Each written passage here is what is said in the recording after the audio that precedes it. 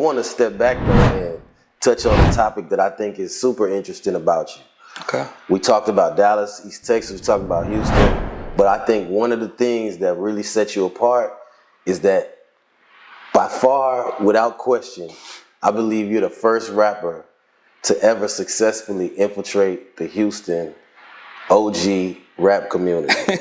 Infiltrate. And I don't mean industry plant. not on that. No, I got you. I know. Okay, so look, Houston has that's crazy too. Mm-hmm. Houston has a super duper, like, broad, buoyant, just one of the greatest OG rap communities in the entire nation. Like, yes. You know what I'm saying? Yeah. Shout out to Bun B, Slim Thug. Like, something about Houston dudes, they put it down and they hold it down. Yeah. And it's yeah. For real. And it's a lot of young niggas from Houston who've been knocking at that OG door for a long time and could never get through. Is that true? It's like being a Mason. It's like, you know what I'm saying? It's like being in a fraternity, a secret society or something that everybody can't get in. Right. To the point where a lot of young Houston artists over the years have complained and came out disgruntled saying, hey, y'all not opening the gate for us. They always got something. Opening the gate. You know what I'm saying? Don't, those are my words. No, I understand these terms. I'm telling you, man, this shit is just, there's just so much entitlement in this shit, and it's just so fucking crazy. Like, bro, like. We want to know, how did you do it? You know what I'm saying? First, okay. You have been open-armed, embraced and welcomed into community. I'm talking from Paul Walls, Lil Kiki, the main one, Big Pokey, everybody. How'd you do it? Just by first of all, this, man, because you can be talented for sure. I just think that there's an element of rap that has been not as promoted. And it's just like, I thought that, excuse me if I'm wrong, but this is what I thought. I thought that your rap aura, your rap ambiance emanated from your actual life, right? In my actual life, I have associated or am in association with a lot of solid individuals, right? Yeah. So when you are making music, if you're successful in music, you become a symbol of what you emanate, right? Okay. And it's just, it get to a point where, what they say, real recognize real. You fucking with now. I'm not saying that to say that. I'm saying my music my work is a reflection of what it is that I am. And as that shit, travels throughout whatever, people ask questions. And when I'm an easy to check out person, that's another thing. Like, I'm so easy to check out. What's up with the nigga? You know what I mean? Like, wherever corner. You definitely keep it on Front Street. You put it out there. You got your hand open, but you're strict in your business. Right. So, man, it travels. Your name travels. But I have been very fortunate to be, first, of course, with my man DZ Miyake. That it's a story that I done told so much. I know just people get bored of it, but the reality of it is, man, that all of this shit is like a magical ass journey. I don't know. One day I looked up and Mr. Lee was in my inbox saying, let's work. Dog, like, to go just being specific about this shit, I had words with a real close friend of mine that I was doing music with at the time, as far as on some producer shit that was very close to me. We done got over that by now, but because had it not been for that, I wouldn't even fuck with Lee. That's just how loyal that what they call penitentiary loyal, that I was loyal to a fault. Yeah, I didn't even understand rap enough to know that, man, make your music. Like, if somebody want to fuck with you, be open to collaborations. I didn't even have that in me. So the fact of, like, as soon as me and this person, start having difficulty, I mean, like, as soon as Lee was in my inbox saying, hey, man, I like what you're doing, let's work. He sent me a bushel of, so of course, a person got to do their history on Mr. Lee. And, legendary Texas producer, all of the, the big hits that came out of our, some of Nipsey Hussle, Nipsey Hussle's that shit, Slim Thug, Bun B, Pimp C. Right, okay. It's a particular sound. Texas, you know what I mean? Yeah. So, Zero, you know what I mean? So, getting right to work. Off the top, you got 25 beats from him. You know what I mean? So now it's like, boom, I'm making these projects. And the community it starts to open up. Now, before I knew Kiki before. So as I'm, just working and you're working, you're doing your thing. Key definitely embraced me, became somebody that I could talk to and ask questions. And this is what I tell people. Man, if you got somebody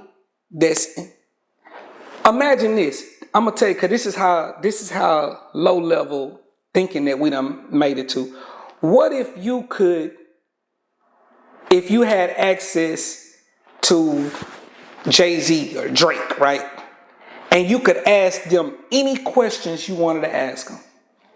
Maybe they never rap with you. Maybe they never gave you $1. Maybe they never did. But you can ask them any question you want to ask them. Man, you'll be surprised. A lot of niggas don't want the information. They want you to do it for them. Nobody don't want. I'm so satisfied with him. A real hustler only cares about information. So you had the opportunity to ask those questions to Houston's Jay-Z's, to Houston's Birdmans and Houston's, and you really did it. Yeah. Yes. So that, and I'm gonna tell you the flip side of that. The flip side of that is niggas ask these guys questions all the time, but that they answer. Yeah. But you never execute it. You never apply it. You never do it. They don't like the answer. No, it ain't that they don't like it. It's just that you never really plan for. You don't even give a fuck that he answered it, because in your mind when you say, "Hey, I'm Key," or whoever it is, man, what will it take for me to do? And they give you some information that you can really use, but in your mind you thinking, man, why you just sign me, man?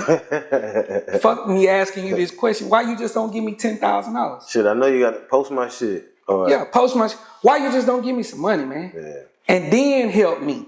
Yeah, you know what I'm saying? Like, and so that's what I be trying to say. Like, really, motherfuckers don't want to talk to you, bro. They don't want to. And I think that, just a lot of my, this fraternity, man, they probably be looking at how I be asking questions and be like, I can't wait to put it into play, whatever you say. I can't wait to go do something with that shit.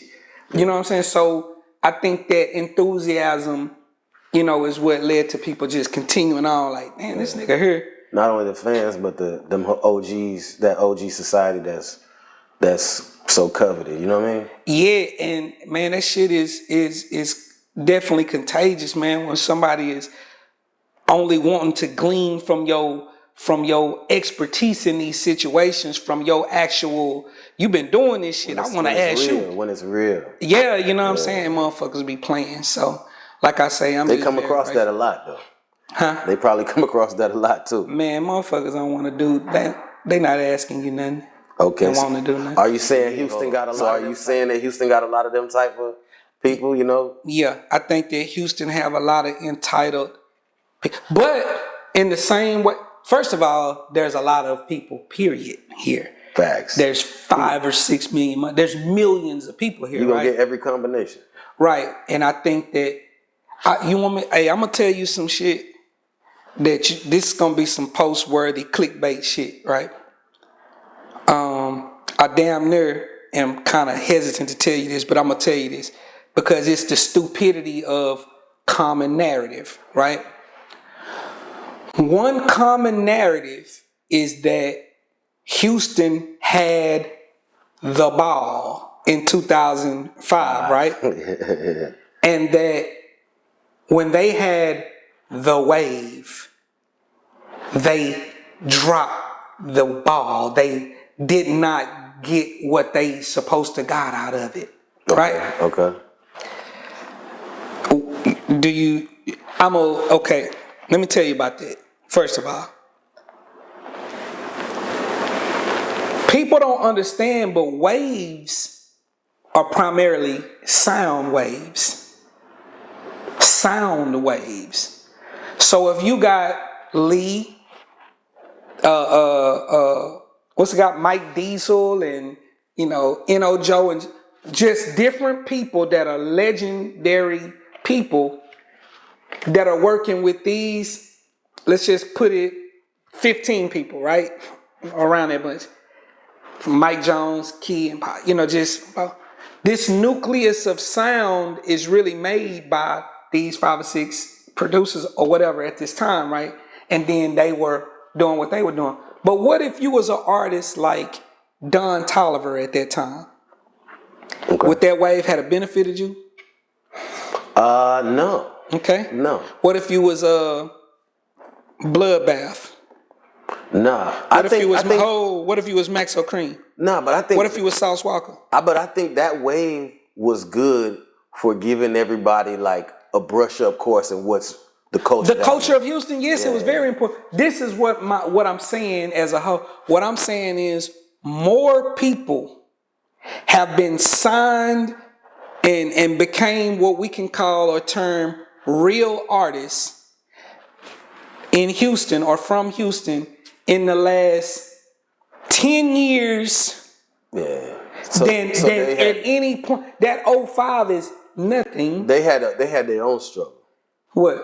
The people 05? No, the people in the last 10 years have had their own struggle. I'm saying that Houston is more capable of and has proven that it is more capable of creating stars at this time than in the past, than any time in the past. So the ball was never dropped, it was just bouncing. The ball was never dropped. Everybody sound different. Yeah. These people sound different, so it's like, what the fuck is you talking about? Everybody not rapping about the same thing no more.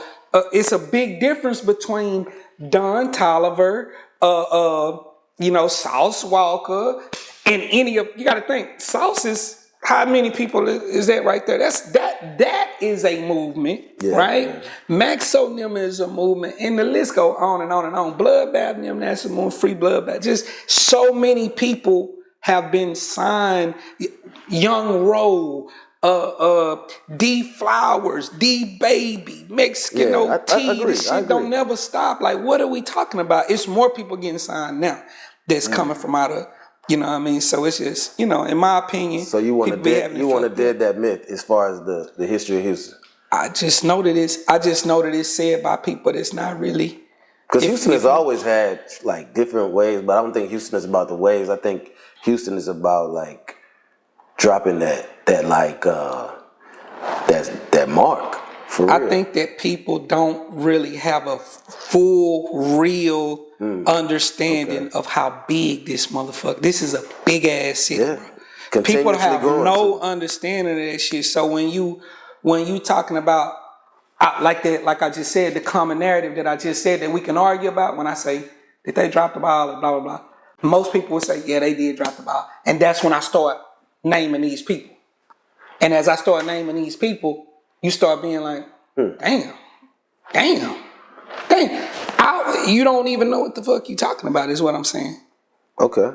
So my question to you after listening to that is, with you being recognized widely as a Houston artist at times, being embraced by Houston OGs, especially Lil Kiki, and having avenues that most young Houston artists don't get. Okay. Do you feel like, or not do you feel, was you being recognized in Houston something strategic? From where I'm from, it's a big accomplishment, because from where I'm from, if if you recognize in Houston, that's like you made it. That's to them, that's you made it. Hey man, they know you in Houston. That's it, you won. You with, man, I seen you on TV, you was with Slim Thug and all of them. Hey, it is what you won. You know, I heard you've been in a movie. You know what I mean? You in a movie with all of these different people, man. What the fuck? Like, congratulations. When I'm back home, it's straight congratulations mode. Newspapers, like, congratulations. You know what I'm saying? Then coming from what I come from, so, you know. Do you think if